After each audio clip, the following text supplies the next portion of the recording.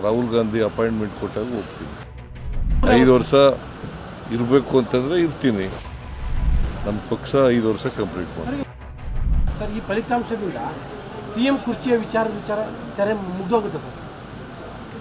ಹೈಕಮಾಂಡ್ನವ್ರು ತೀರ್ಮಾನ ಮಾಡ್ತಾರೆ ರೀ. ಪುನಃ ಅದನ್ನೇ ಕೇಳಿದ್ರೆ ಸುತ್ತಿ ಬಳಸಿ ಮಾತಾಡ್ತಿದ್ದಾರೆ. ಹೈಕಮಾಂಡ್ನವ್ರು ಏನು ತೀರ್ಮಾನ ಮಾಡ್ತಾರೆ ಅದು. ದೆಹಲಿಗೆ ಹೋಗ್ತಾ ಇದ್ದೀರಾ ಸರ್? ದೆಹಲಿಗೆ ಹೋಗ್ತಿದ್ದೀರಾ ಸರ್? ಇಲ್ಲಿ ಕರೆದ್ರೆ ಹೋಗ್ತೀನಿ. ಅಲ್ಲ, ಸಂಪುಟ ಪುನರಚನೆ ವಿಚಾರನ ಅಥವಾ ಬೇರೆ ಏನು ವಿಚಾರ? ದಿಲ್ಲಿಗೆ ಕರೆದ್ರೆ ಹೋಗ್ತೀನಿ. ಇಲ್ಲಿ ನಾನೇ ಹೋಗ್ಬೇಕಾದ್ರೆ ರಾಹುಲ್ ಗಾಂಧಿ ಅಪಾಯಿಂಟ್ಮೆಂಟ್ ಕೊಟ್ಟಾಗ ಹೋಗ್ತೀನಿ.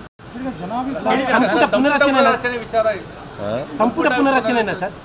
ಸಂಪುಟ ಪುನರಚನೆ ವಿಚಾರವಾಗಿ ಮಾತುಕತೆ ಕೇಳಬರ್ತಲ್ಲ, ಆ ವಿಚಾರವಾಗಿ ಚರ್ಚೆಗೆ ನಾವು ಹೋಗ್ತೀರಾ?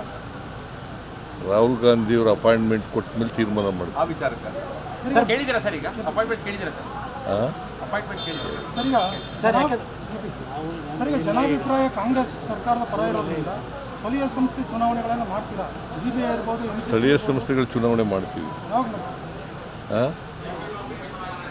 ತಕ್ಷಣದಲ್ಲೇ ಮಾಡ್ತೀವಿ. ಸರ್, ಈ ರಿಸಲ್ಟಿಂದ ಪ್ರತಿಪಕ್ಷಗಳ ತಂತ್ರ ಏನು ಕೆಲಸ ಮಾಡಿಲ್ಲ ಅಂತ ಅಲ್ಲ ಸರ್? ಪ್ರತಿಪಕ್ಷಗಳು ಏನು ತಂತ್ರ ಮಾಡೋದು ಅದೇನು ಕೆಲಸ ಮಾಡಿಲ್ಲ. ಏನು ತಂತ್ರ ಇದೆ ಅವರಿಗೆ? ತಂತ್ರನೂ ಇಲ್ಲ, ಕುತಂತ್ರಿಗಳು ಅವರು ಅಷ್ಟೇ. ತಂತ್ರಗಾರಿಕೆ ಏನು ಮಾಡಲ್ಲ, ಕುತಂತ್ರ ಮಾಡ್ತಾರೆ ಅಷ್ಟೇ. ಈ ಫಲಿತಾಂಶದಿಂದ ತಾವು 5 ವರ್ಷ ಕಂಪ್ಲೀಟ್ ಮಾಡ್ತೀರಾ ಅಂತಾರೆ ಸರ್? ತಾವು 5 ವರ್ಷ ಕಂಪ್ಲೀಟ್ ಮಾಡ್ತೀರಾ ಅಂತಲ್ಲ ಸರ್? ನಮ್ಮ ಪಕ್ಷ 5 ವರ್ಷ ಕಂಪ್ಲೀಟ್ ಮಾಡ್ತೀವಿ. ಅಲ್ಲ, ತಾವು sir as A chief minister ಪುನಃ ಅದನ್ನೇ ಹೇಳಿದ್ರೆ ಏನು ಪ್ರಯೋಜನ? ಹೈಕಮಾಂಡ್ನವ್ರು ಏನು ತೀರ್ಮಾನ ಮಾಡ್ತಾರೆ ಅದರಂತೆ ನಡ್ತಾರೆ. 5 ವರ್ಷ ಇರಬೇಕು ಅಂತಂದರೆ ಇರ್ತೀನಿ. ಸರ್, 83ನೇ ವರ್ಷಕ್ಕೆ ಚೀಫ್ ಮಿನಿಸ್ಟರ್ ಆಗಿ ತಾವು ಭಾಳ ಸೀನಿಯರು, ಅಂದರೆ ಇಡೀ ದೇಶದಲ್ಲಿ ತಾವೇ ನಂಬರ್ 1 ಆಗಿದ್ದೀರಿ. ಹಾಗಾಗಿ 85ನೇ ವರ್ಷದ ಮುಗಿಸ್ತೀರಾ ಅಂತ? ಹೌದು. ಈಗ 83ನೇ ವರ್ಷಕ್ಕೆ ಚೀಫ್ ಮಿನಿಸ್ಟರ್ ಆಗಿರೋ ನೀವೇ ಸರ್. ನೋಡಪ್ಪ, ಹೈಕಮಾಂಡ್ನವರು ಮುಂದುವರಿರಿ ಅಂತಂದರೆ ಮುಂದುವರಿತೀನಿ, ಇಲ್ಲ ಅಂತಂದರೆ ಅವರು ಏನು ಹೇಳ್ತಾರೆ ಹಂಗೆ ಕೇಳೋದು. ಯಾವಾಗ ಹೇಳ್ಬೋದು ಸರ್? ಯಾವಾಗ ಹೇಳ್ಬೋದು? ಗೊತ್ತಿಲ್ಲ ನನಗೆ.